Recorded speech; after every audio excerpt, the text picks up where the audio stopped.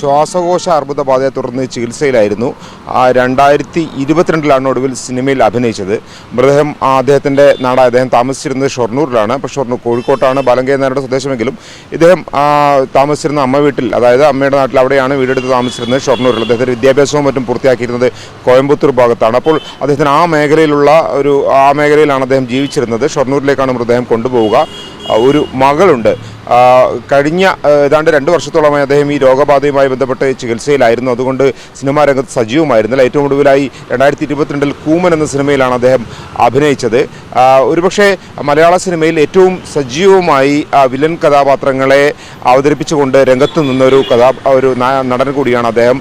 ബാലങ്കേ നായർക്ക് ശേഷം ബാലങ്കേ നായരുടെ ഭാവങ്ങളില്ല എങ്കിൽ പോലും അദ്ദേഹത്തിൻ്റെ ആ വള്ളുവനാടൻ ഭാഷയടക്കം ബാലങ്കേ നായരെ വലിയ രീതിയിൽ നമ്മെ ഓർപ്പിച്ചിരുന്ന കഥാപാത്രങ്ങളാണ് അദ്ദേഹം അവതരിപ്പിച്ചിരുന്നത്. ആദ്യ സിനിമ അസ്ത്രമാണ്. അത് പി എൻ മേനോൻ്റെ അസ്ത്രത്തിലാണ് അദ്ദേഹം അഭിനയിച്ചത്. അതിൽ ബാലങ്കേ നായരും ഉണ്ടായിരുന്നു. പിന്നീട് അദ്ദേഹം പഞ്ചാഗ്നിയിൽ അഭിനയിച്ചു. അതിനുശേഷം പിന്നീട് ഭരതൻ്റെ ചമയം പോലുള്ള സിനിമകളിൽ കാര്യമായ റോളുകൾ അദ്ദേഹത്തിന് കിട്ടി. ഈ പുഴയും കടന്ന് എന്ന സിനിമയ്ക്കകത്തെ ക്രൂരനായ രഘു എന്ന വില്ലനെ ഒരുപക്ഷെ മലയാളി നന്നായി ഓർക്കുന്നുണ്ടാകും.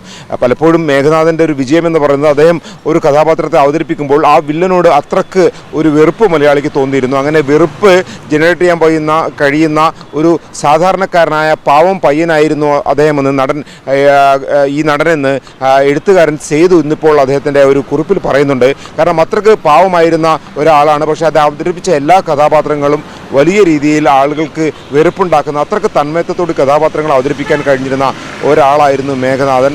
ആ നിലയ്ക്ക് ആകെ 50 സിനിമകളിൽ അഭിനയിച്ചിട്ടുള്ളെങ്കിൽ പോലും അദ്ദേഹത്തിൻ്റെ വ്യക്തിമുദ്ര മലയാള സിനിമയിൽ പതിപ്പിച്ചിട്ടുണ്ട് എന്നുള്ളതാണ് ഏറ്റവും പ്രധാനപ്പെട്ട കാര്യം. കിരീടത്തിന് ശേഷം കിരീടത്തിലെ കിരിക്കാടൻ ജോസ് ആയിരുന്നു വലിയ രീതിയിൽ ചർച്ചാ വിഷയമെങ്കിൽ പിന്നീട് മറ്റൊരു കിരിക്കാടൻ കഥാപാത്രം ചെങ്കോലിൽ അദ്ദേഹം അവതരിപ്പിച്ചിരുന്നു. ആ സിനിമയും വലിയ രീതിയിൽ വിജയം നേടിയ സിനിമയാണ്. അതിനകത്തുള്ള അദ്ദേഹത്തിൻ്റെ കഥാപാത്രവും വലിയ രീതിയിൽ ചർച്ച ചെയ്യപ്പെട്ടു. അങ്ങനെ മലയാള സിനിമയിൽ വലിയ രീതിയിൽ കുറഞ്ഞ സിനിമകളിൽ അഭിനയിച്ചിട്ടുള്ളെങ്കിൽ പോലും അദ്ദേഹത്തിൻ്റെ രൂപഭാവങ്ങളും ഒപ്പം തന്നെ ആ ശാരീരികമായിട്ടുള്ള പ്രത്യേകതകളും കാരണം വലിയ രീതിയിൽ നിറഞ്ഞു നിന്ന ഒരു നടൻ കൂടിയായിരുന്നു.